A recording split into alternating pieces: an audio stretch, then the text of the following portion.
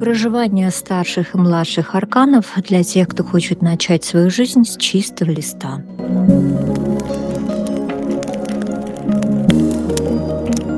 Так, ну что, мои прекрасные, я вновь приветствую вас в основных пространствах нейроведьмы, накачиваю вас там, да, в эти пасмурные, да, сложные дни, дни перехода от зимы к лету пока еще, да, к весеннему периоду. Я понимаю, что у многих просто нехватка сейчас позитивной энергии, да, нехватка света, да, нехватка тепла, да и не хочется нам, собственно, как бы сильно это все раздавать, и это правильно, поэтому я буду вас сегодня учить немножко закрываться, экранироваться, да, помещать себя в кокон, и информацию, которую вы сегодня получите, пожалуйста, это очень важно и это очень нужно. Не делитесь этой информацией с посторонними людьми. Пожалуйста, это очень важно. Почему? Потому что сейчас качество энергии будет меняться у вас тоже. Я сейчас тут немножечко, да, вам этот устрою такой, знаете, энергетический лимфодренаж, чтобы как бы разогнать, да, старую благодать, пустить новую.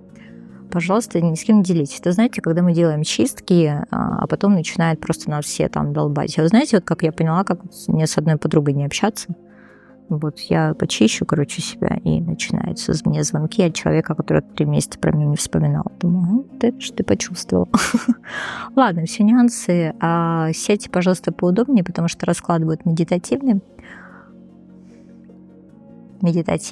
трансовые, поэтому если у вас есть какие-то классные, крутые техники для погружения себя в трансовое сознание, вы можете сделать это все. Итак, мои драгоценные искатели света и искатели истины, сегодня мы с вами совершим особенное путешествие в глубины нашего внутреннего мира, где вполне возможно нас с вами будет ждать нечто волшебное и, может быть, даже преобразующее. Преобразующее нашу энергию, которая, может, не очень, а вот она поменяется у нас. И мы это будем делать с вами с помощью энергии мудрости системы Таро. Мы будем получать важное послание от хранителя. И я хочу, чтобы вы поблагодарили Вселенную за некую уникальность момента, потому что мы сможем с вами с помощью карт Таро, да, нашего подсознания, нашего умения уходить в более такие глубинные, глубокие слои, может быть, тонкого плана, да, то есть информация, которая там хранится, мы будем с вами прикасаться к самой-самой мудрости, да, соединяться с высокими источниками, очень высоковибрационными источниками, что, безусловно, конечно же, важно. И пусть каждая карта, которую мы увидим в этом раскладе, видите, я просто создаю позитивную программу вместо ваших негативных, напоминает вам о том, что Вселенная любит, напоминает о том, что это уникальный, да, то есть вот то, что вы получите информацию, она реально уникальная для вас через уникальную комбинацию карт, которую мы, опять же, будем вытаскивать из колоды. Поймите, что, собственно, расклад создается на очень высоких энергиях и вибрациях для вас. Я надеюсь, что я пока все это с вами болтаю, вы уже дышите, вы уже погружаетесь в это состояние. И вы испытаете мощь и мудрость ваших ангелов-хранителей. Может быть, это не ангелы, а совсем другая ипостась, потому что у всех у нас разные хранители, в зависимости, наверное, от нашей важности для тонкого плана, да, кто мы для них, потому что кого-то хранят ангелы, кого-то хранят там совсем не ангелы, совсем без крыльев, совсем с другой субстанцией, природой, сознанием и прочим. Здесь как бы самое важное — доверять, да, доверять миру и Вселенной, поэтому лучше бы, если бы у нас с вами получилось, открыть сердца и души, потому что на открытую анахату и на открытую коронную чакру, которая находится, как мы понимаем, да, там аджна и чуть выше, да, фиолетового цвета, информация воспринимается лучше, знаете, и записывается лучше все же. И когда мы настраиваемся быть, слышать свою интуицию, прям быть самими себе компасом, так оно, по сути, по жизни и случается. Да? Что мы слышим и видим для себя только лучший вариант развития событий. И помните, что если у нас есть с вами возможность читать послания ваших хранителей, значит, они очень хотят, чтобы вы их услышали. Итак, что же хотят вам сказать ваши хранители? Сейчас посмотрю общую температуру по больничке. Пожалуйста, не выходите из вот этого прекрасного трансового состояния, в которое я вас погружаю сейчас. Держите себе. Вы можете представлять, что вы, например, окутаны розовым светом, да, или, например, если у вас там камни есть по типу розового кварца или аметиста, вы можете их так погладить, взять в руку или просто экранировать свое пространство, когда вы все это смотрите, потому что это будет помогать вам тот уровень вибрационный удерживать, да, то есть на тех частотах находиться, да, на которые вы себя сейчас погружаете. Потому что, вот это послание от ангелов-хранителей, не ангелов тоже, возможно услышать только если вы на определенной частоте находитесь. А мы с вами находимся не внизу сейчас, мы достаточно высоко, поэтому, кстати, если вам непривычно, у вас, правда, могут происходить некие психосоматические изменения. Это, вот знаете, когда самолет там взлетает, уши бывает закладывает, да. Или, например, когда мы высоко в горы поднимаемся, да, то есть дышим разреженным воздухом, это не очень легко, соответственно. И санскрин мы на лицо наносим, да, вроде снег, и можем обгореть, и вот туда, вот, может быть, чихать захочется, может быть, будет ощущение сухости какой-то. Потому что ваше тело сейчас будет воспринимать вообще другие энергии, другие частоты. Может быть, у вас есть возможность включить какую-то музыку, поддерживая вас на чистоте. И я понимаю, что многим из вас будет сейчас сложно, потому что то, что сейчас происходит, вы либо какую-то информацию не хотите принимать и не понимаете, что вас ведут, потому что тот путь, по которому вас ведут, он вам не нравится, он вам непонятен, и вы думаете, а хочется что-то более легкое. Об этом говорит карта, которая у нас сейчас лежит на дне колоды, это 5 жезлов, и по сути только один у нас персонаж там либо стремится за огнем, да, остальные все ему мешают и вообще занимаются какой-то фигней на самом деле. Да, он только вот один. Они вроде как и соперники, но, в принципе, у них сил не хватает. Вполне возможно, что действительно у вас могут быть сейчас разные источники, фонить, да, вы можете слышать большое количество информации, и она больше для вас сейчас имеет накопительный эффект, потому что ее крайне сложно структурировать, да. Справа, слева, там где-то в голове, понимаете, где-то в радио услышали какие-то послания, да, или открыли YouTube, и вам, допустим, ролик там запустился, благо, что мой, может быть, какие-нибудь не мои совсем. Вот, да, то есть какая-то информация вообще идет. И мы не понимаем, что с ней делать. А вот эта информация, которая идет, конечно, поработать бы на какой-нибудь колоде вроде Starman, но она, конечно, очень сильно грузящая. Что за информация, какого характера? О том, что нужно менять свой жизненный путь, нужно менять свои приоритеты, да, и старые ценности для вас не работают. Старый путь, он закончен уже, вы какой-то, видимо, профит получили, а может быть, не получили вовсе. Сейчас посмотрим. То есть мы где-то идем либо не по своему пути, либо сопротивляемся идти по-новому. Итак, хорошо, что же с нами сейчас происходит, да, наши процессы? Так, смотрите, нет, какой-то профит мы все-таки получили, да, то есть мы уже в каком-то финале нашего пути, в какой-то точке, может быть, мы сейчас уже на данный момент, да, собираем какие-то плоды, уже готовы их собрать, какие-то получить награды, да, опять же, по 9 пентаклей. И по сути, вот эти 2 карты говорят о том, что, ты, как это сказать, кто на что учился, кто о чем думал, кто в какую сторону что смотрел, потому что 9 пентаклей, рыцарь чаш, говорит о том, что, в принципе, вы готовы с миром идти во взаимодействие, да, дарить ему любовь, получать в ответ, дарить ему ресурсы, получать в ответ, и, в принципе, качество вашей энергетики, оно про то, что это какая-то прям красивая резонация, да, такая резонирующая частота с миром, и мир действительно готов вам отражать что-то это хорошее, эту 9 пентаклей, которая у вас сейчас есть. Но что такое 9 пентаклей, если вы, опять же, не сильно знакомы с энергиями карт Таро? считается одна из самых высоких точек, да, достижений, потому что сама по себе масть Пентаклей, она достаточно медленная. А поскольку она медленная, это, знаете, как закономерный рост всегда, да? Закономерный рост, и вот десятка Пентаклей, это уже по сути пик, да? Пик вложенных ресурсов, пик того, что вы можете получить. Очень часто семейная карта, а вот девятка Пентаклей показывает о том, что мы говорим миру, а мне достаточно, да? Мне достаточно. Я знаю, мир, что ты мне даешь достаточно ресурсов, да? А я знаю, мир, что ты мне даешь достаточно любви, там достаточно, да? Мне можно, мне достаточно. И вот, в принципе, если мы это делаем из любви к себе, да, и как бы в гармонии с окружающим миром, соответственно, то мир это все отражает. И вот я, кстати, такую рефлексию часто вижу там у девочек, которые действительно в проектах по осознанности. Вот.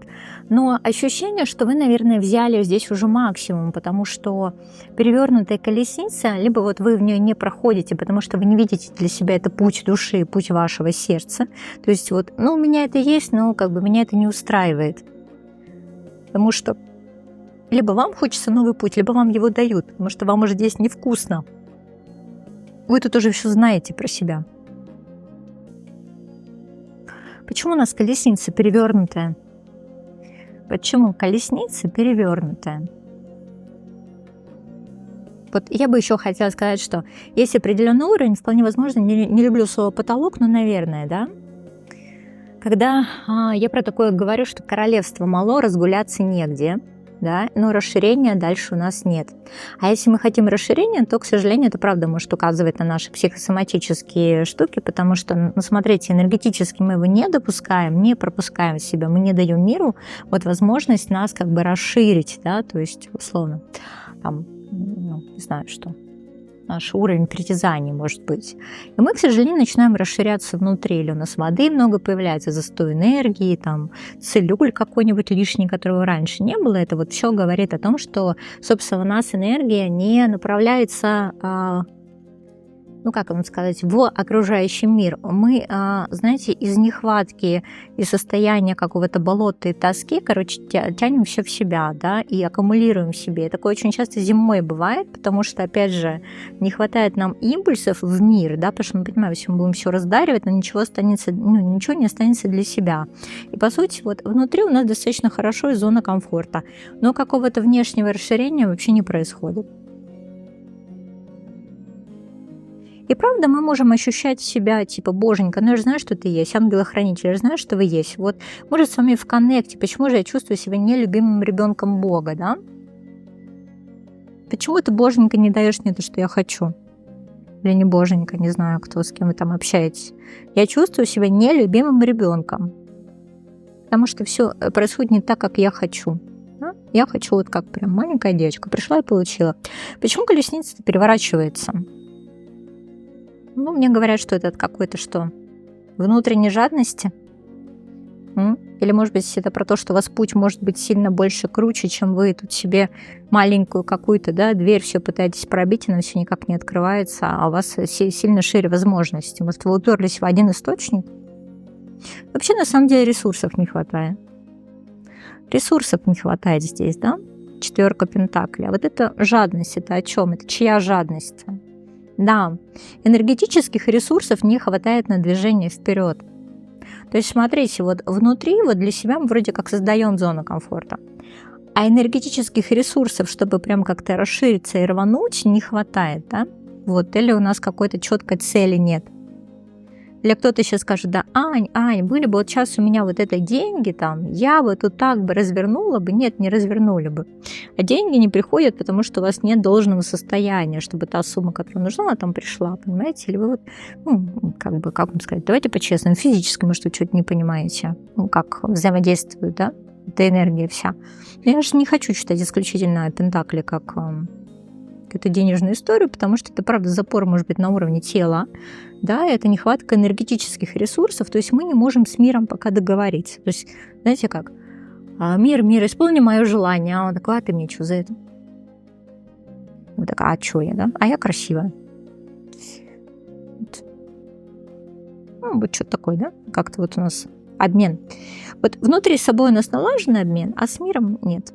Я не чувствую себя, да? Мир, поскольку ты мне не даешь то, что я хочу, я, начинаю шантажировать тебя тем, типа, если ты мне это не даешь, ты меня не любишь. Это, знаете, как женщина к мужчине приходит и говорит, вот, если ты мне вот это не купишь, ты меня не любишь. Даже не женщина к мужчине, а девочка к папе, да? Подходит и прям, ты меня не любишь. Хорошо, а что мир вам на это отвечает? Потому что это все-таки послание от вашего хранителя. А все идет не так, как вам нравится. Что мир на это отвечает? Да? Послание от вашего хранителя, что вас специально как будто перекрывает, чтобы вы тут не наломали дров, да? Рыцарь мечей. Вот такое ощущение, что вот это, оно закономерно рушится. Сейчас, на данный момент, все закономерно рушится, потому что если у вас действительно есть возможность прогуляться, например, в медитацию справедливости, вам это надо, да, восстановить баланс. Почему? Потому что баланс нарушен. У вас нарушен сейчас баланс светлого и темного, знаете, условно белого и черного. А здесь нужно, конечно, восстановить баланс. А вот вы действительно уже пошли, видимо, в состояние вот этого перекоса, да, в состояние вот какого-то этого разрушения. Что сейчас мир подсвечивает, что показывает ваш ангел-хранитель, что подсвечивает мир. А мир как раз вот и показывает вам, да, что двери закрываете, что вас, возможно, отвергают, да, что тот уровень, на котором вы сейчас находитесь, он достаточно давно вас не устраивает. Но вам же это показывают. Почему? Чтобы вы ключ увидели наконец-то. Что с тобой не так? Что происходит? Такая, знаете, я снимала расклад недавно на удачу, а я пыталась вытащить там позитивные ключи, зарядить людей, чтобы они что-то сделали, и все. И, конечно, я все равно читала комментарии о том, что вы мне неправильно все говорите, потому что у меня рядом нет удачи. А я как раз читала для тех, кому, как кажется, она отвернулась, и давала ключи. То есть человек там просто не взял ключ. Вот. Ну, я знала, что все равно реакция такая будет. Так вот и здесь, смотрите, есть ключи, но мы их не берем, а ключи-то есть, да, и вот наш ангел-хранитель говорит, смотри, ключ-то есть, ты что туда не смотришь? Ты что туда не смотришь? Тебе же его дают. Ключ. Ты видишь, да, чтобы дверь открылась, да, вот этого перехода и перехода на следующий уровень, а ты почему-то, знаешь, с каким-то тяжелым сердцем, да, переходишь на следующий уровень, потому что тебе кажется, что там типа еще хуже, да, чем сейчас есть. Хорошо. А что сердце-то такое тяжелое? Тебя же вроде как уже перевезли на другой берег. Что сердце такое тяжелое? А потому что я боюсь, как мне кажется, лишиться зоны комфорта, да и на самом деле, давайте по-честному, там есть внутренние выгоды быть нелюбимым ребенком Бога. На самом деле есть внутренние выгоды, и вот хранители на это смотрят, и прям на уровне высшего сознания им прям смешно. Вот ты увидишь эти выгоды или нет, да? Потому что давай так, а что с тобой будет, если ты поймешь, что ты любимое дитя Бога? Вот что с тобой случится? Потому что когда ты, знаешь, нелюбимый и отверженный, там можно немножко манипулировать и выпрашивать любовь, там ништячки и так далее, да, потому что обиженным и оскорбленным дают, больше. А если человек счастливый, то ему считается же, что ему ничего не надо, ему ничего не дают, да, потому что он же сильный и сам справится. А вы, скорее всего, в это пытались поиграть, когда у вас все хорошо и замечательно, я сильный, сам справлюсь, с чем-то не справились, соответственно, да, и, возможно, привычно вернулись в предыдущую вот эту позицию, на немножко жертвенной серии, просто, что меня никто не любит, и мне заранее никто ничего не даст, и заранее со мной, никто на контакт не выйдет. Вот в таком плане, да. Да что я буду там общаться с божествами высокого порядка, или, допустим, да это у других там ангелов-хранителей какие-то крутые, там, а у меня нет, да, то есть мы сами как будто себя обделяем, да, обделяем вот этой божественной помощью. Давайте, вот если мы понимаем, что мы условно любимое дитя Бога, да неважно какого, как вы его там называете, Творца там, да, вот, да, мы понимаем, что действительно это уроки, и нам подсвечивают ключи, да, то есть это, знаете, какой-то момент проблемного научения, потому что они знают, что мы справимся, да, и если мы хотим поддержку, то, конечно, мы ее получим. Конечно, мы ее получим. Мы прям, посмотри, боимся просить. Мы действительно боимся просить. Вот действительно не хватает какой-то легкости, опять же, знаешь, так. зажмуриться, глаза прыгнуть. Может быть, вы знаете такие практики на доверие, да? Когда ты зажмуриваешься, прыгаешь, и тебя руки подхватывают большого количества людей. Или, например, там, допустим, рок-звезда что-то поет со сцены, да, прыгает в зал, короче, и настолько доверяет, и его руки подхватывает, и потом обратно выносит. Это прям какие-то волшебные истории такие. Вот. А вам почему-то кажется, что если вы прыгнете, все расступятся, и вы упадете, и спину все разобьете. Потому что у вас уже были, видимо, такие моменты, что кто-то вас в каких-то проектах, планах там что-то не поддержал, да? Было такое. Ну и вот кажется теперь, что нужно рассчитывать только на себя исключительно. Раньше же не помогали или там какой-то случай был. Что хотят сказать по этому поводу ангелы-хранители? Что у вас там за период происходит? Такие ангелы, да? То есть я вроде как сопротивлялась говорить, что за период ты сейчас? Посмотри, какой ты, видимо, ну все, тебе уже не надо так думать, да? Ты как будто сам себе закрываешь, да, позитивный момент, да? Ты как будто сам уверен, что тебя не слышат, не одобряют, что ты не проходишь уроки, что ты чего-то не понимаешь и не слышишь.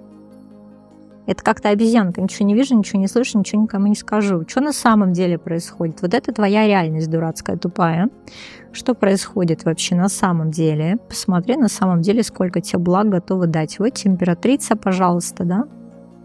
А тебе, знаешь, почему-то кажется, что это не мое, что если немного дадут, то немного заберут. А что это я с ними там? А вдруг у меня магические контракты, еще что-то? То есть как бы мы сами себя обманываем, да? Или нам кажется вообще, что если мы, значит, перешли на шведский стол, то нужно просто массово все это забрать, потому что вдруг нас туда больше не позовут и не пригласят, да? Опять же, нет ощущения, что это какое-то прям, не знаю, твое какое-то пространство, место силы, что действительно, если ты туда приносишь ресурсы, то это означает вообще, что ты в любой момент можешь туда прийти и что-то взять, вот какое-то такое, да? А вот тебе кажется, что тебе дать туда нечего или что? Угу. Вот ты смотришь, знаешь, как на чужой праздник. Ну, давай такой, давай, ты маленький ребенок, и ты смотришь, короче, на чужой праздник, и там все радуются, и там шведский стол, и вкусняшки там всякие, ну, как, знаешь, там, вот. И то ли ты ждешь, чтобы тебя пригласили, прям конкретно взяли за руку, потому что ты стесняешься, да? Смотри, какая интересная девятка жезлов все же.